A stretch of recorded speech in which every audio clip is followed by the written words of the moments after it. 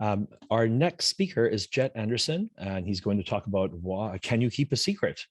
And Jet's passion is teaching today's software developers to write secure code as a part of modern DevOps pipelines at speed and at scale without missing a beat. He's been a software engineer for over 20 years and believes that fixing security bug is better than just finding them. And our session sponsors are GitHub, Synac, BLST Security, Security Innovation, Forward Security, WebSec, Plurilock, NetSpy, and SciCode. We'd like to thank all of them for making this event possible and free for all of us to enjoy. I'm actually looking forward to your talk. Well, thank you, everyone. Glad to see you all on our classic rainy Saturday in the Pacific Northwest. I also want to take just a moment to thank all of our volunteers for putting on a really, really incredible conference. This is fantastic, and all of our speakers as well. This has been a really incredible day of great information and sharing. So, can you keep a secret? Really, though, I'm not revealing any of my deepest, darkest, or anything like that. But what about application secrets?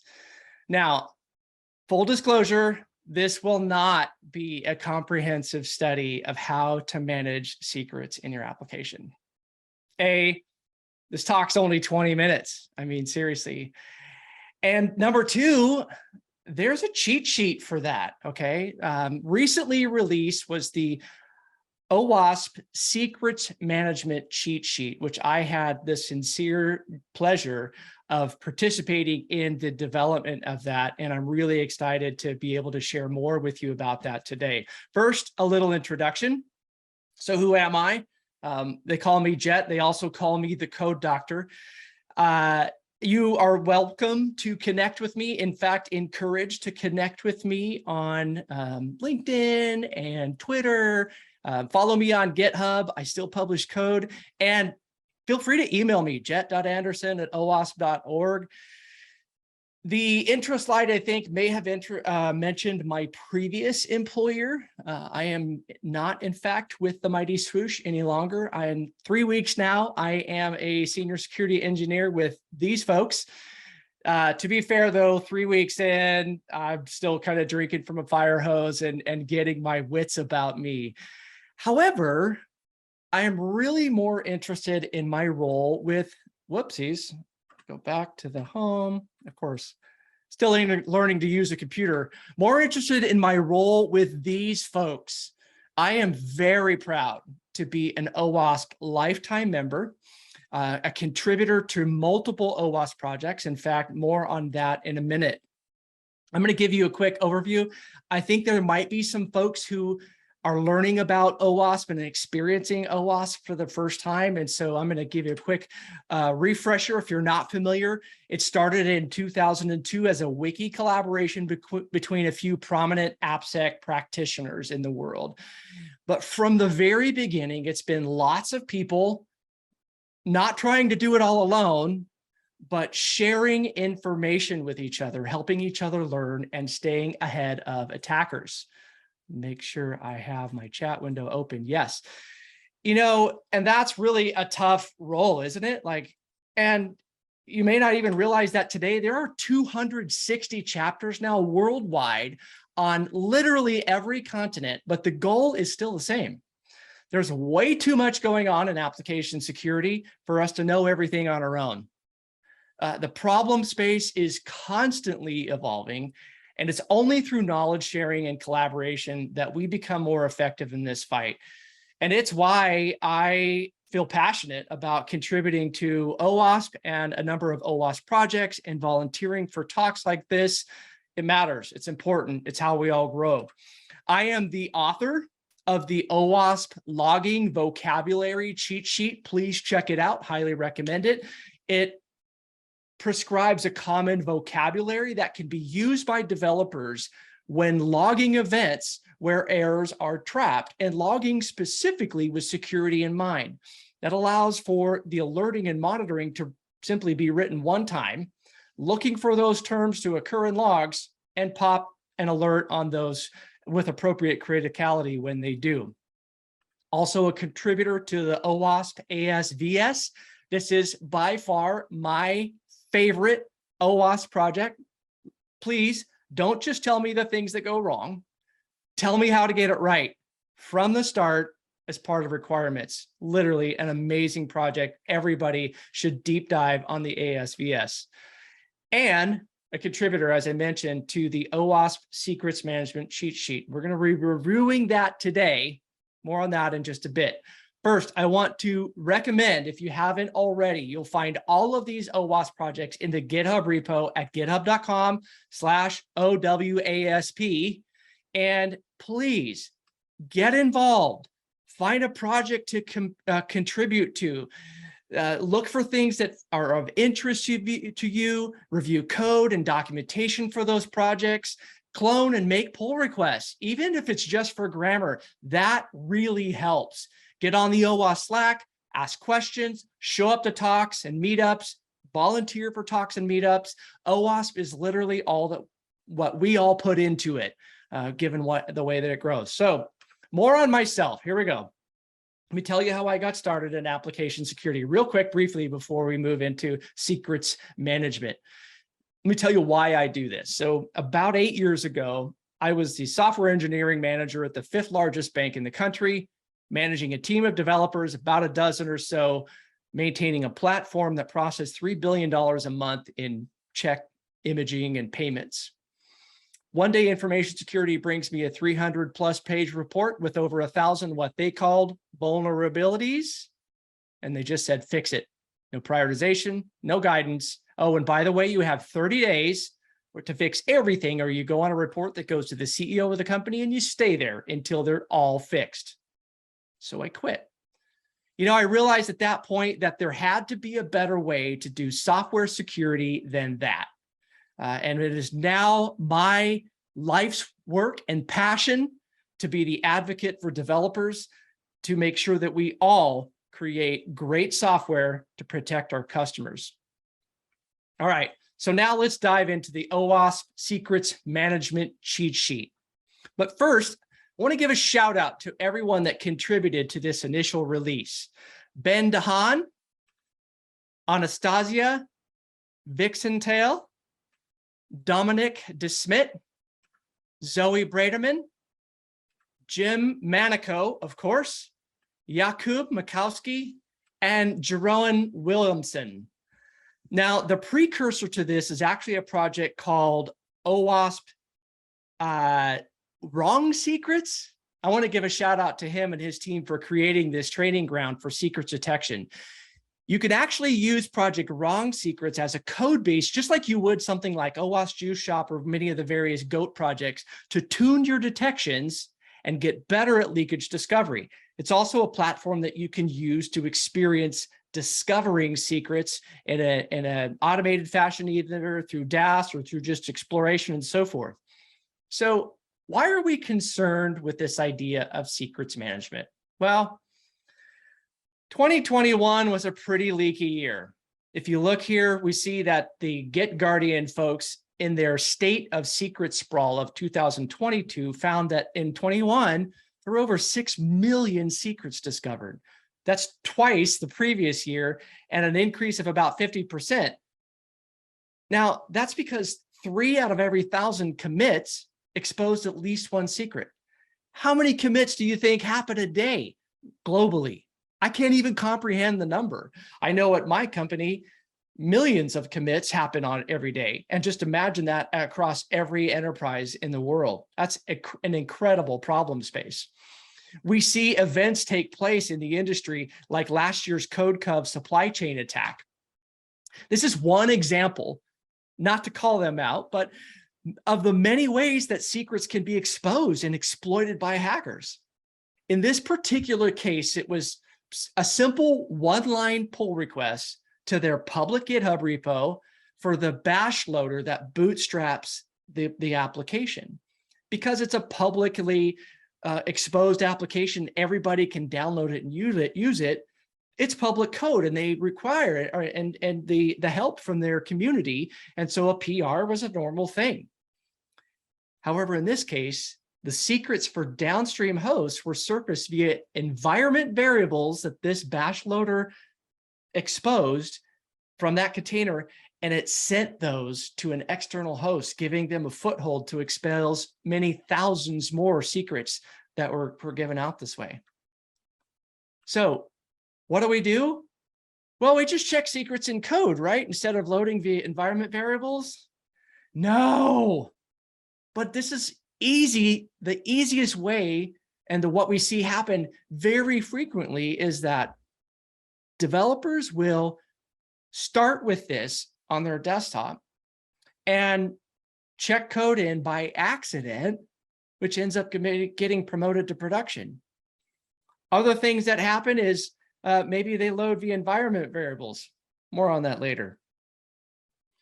Part of the problem that I see is if you look at the way that our version control works, primarily GitHub and the like, when you have a large number of lines of code, it collapses that diff because it's just too much to show on screen. This highlights a really interesting problem related to pull requests because it's easy to obfuscate code related to those changes, especially when they're minified and all on one line. It looks like this. Basically, here's your diff. Can anybody see anything in that like that's really difficult without, or that's really problematic without really digging into it, maybe prettifying the whole thing in order to get an idea what's happening and looking at all those many thousands of changes because it saw it as a one-line change? But buried in that is this little proof of concept for, hey, I just snuck something in on my PR. So this is why it's so easy for us. It's just one example of why it's so easy to expose secrets in our application delivery. So first, what is a secret? Well, a secret can be all kinds of things. It could be API keys. It could be user credentials like, I don't know, root. It could be database credentials. It can be IAM permissions or those various rule sets. It could be secure shell keys. It can be certificates or a variety of many, many other things. So there are lots of different, when you think about detections of secrets, there's not really a one size fits all. There's a lot of secrets to be thinking about. They take various forms. They have various detection patterns. So it's a difficult problem space, and that's just in the detection world. What about where you store your secrets? Well, there's not really a one size fit all for this. Ideally, it should be in a place without any ability for human access. I shouldn't be able to log into it and look at that directly in most cases, right? Yes, there might be a place where a shared secrets manager for social logins is shared on a team, that sort of thing. And that's covered in the secrets management cheat sheet. But there's not a one size fits all.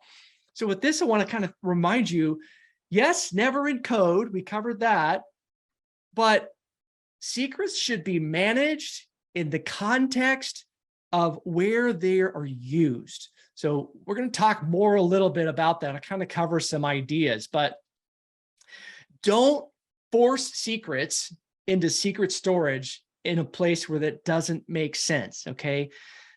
There have been a number of times where I've worked with groups where they're concerned about secrets management and they want every application in every context to use one secret or one homegrown secrets management solution, when often that doesn't make sense, especially serverless applications running in the cloud really ought to probably just use Secrets Manager to grab those things at Bootstrap, right? So think about those sorts of things. Now, folks, this is not a time for elegant complexity, right? Just because I said don't force everything into one storage solution, that doesn't mean you should have 30, right?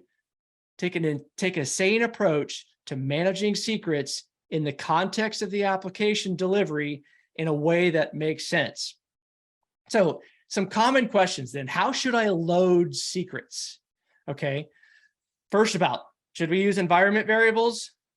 No, definitely not using environment variables. We saw earlier from the CodeCov example that was a very easy way to exploit secrets. So how do we get around that? Well, you can, as I mentioned, inject secrets during bootstrapping, right? You should have a role for your Lambda that allows it to get the secrets it needs. For instance, like what in any serverless context, allows it to get the secrets it needs at Bootstrap from a secrets manager in a way that doesn't store it in memory, in a way that can be dumped easily. It doesn't write it to a file and that sort of thing, right? Those are the kinds of like just high level ideas.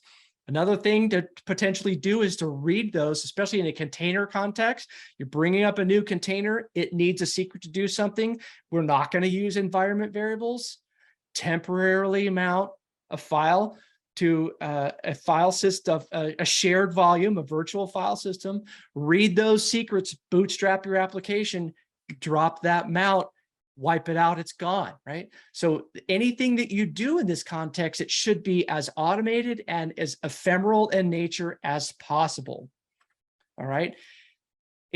Should they be encrypted in your CI tools or other orchestrators? Yes, always, right? Plain text and etcd is not for you. All right. Make sure that secrets are always encrypted and that decryption takes place by your orchestrator. Again, that they're ephemeral in nature and used and then discarded by the application in order to keep things out of the hands of those who might try to leverage them to sidestep and pivot. Next, what do you do if secrets are exposed? Number one, you need detection. The Yelp folks created a detect secrets tool that I've seen and used by tons of folks, and it's pretty fantastic. Are there other various tools out there to do similar things? Sure. And you can explore those things, but I highly recommend the Yelp secrets tool. You can simply run a scan against a directory, give it a path, run it somewhere else, and even on files that aren't Git tracked, the repo is out there. Highly recommend the use of that. But what should you do then if they're exposed? You need, in addition to detection, you need a response plan. What do you do if secrets are exposed? Number one, you need access for your responders in a break glass scenario. They should be able to get secrets very quickly. Make sure of this. And they should be able then to rotate those instantly, both the secrets that were exposed and the secrets that they got via the break glass scenario. And you need to have a plan for scrubbing that exposed secret, because even the presence of an expired secret can be information for an attacker about how the secret was created and leveraged. Did I mention automation? Goes back to the first point. We should ideally store secrets in a way that it's not human accessible without an automated approach towards retrieving that secret and automatically rotating it. So that brings up another question. Who should have access to secrets? Ideally, nobody. A person? Preferably not. Your automation systems should expose secrets for the application that the application needs to only that application, no other applications, and definitely no people. Anytime you expose it outside of the place where it's needed, you end up with opportunities for leakage. This is the idea of least privilege. We talk about this all the time in security circles. Least privilege is a way to think about secrets management. They should also be fine-grained access controls. You shouldn't have one secret for all of your APIs. Of course not. You should have secrets for various APIs to talk to each other, or sets of APIs maybe.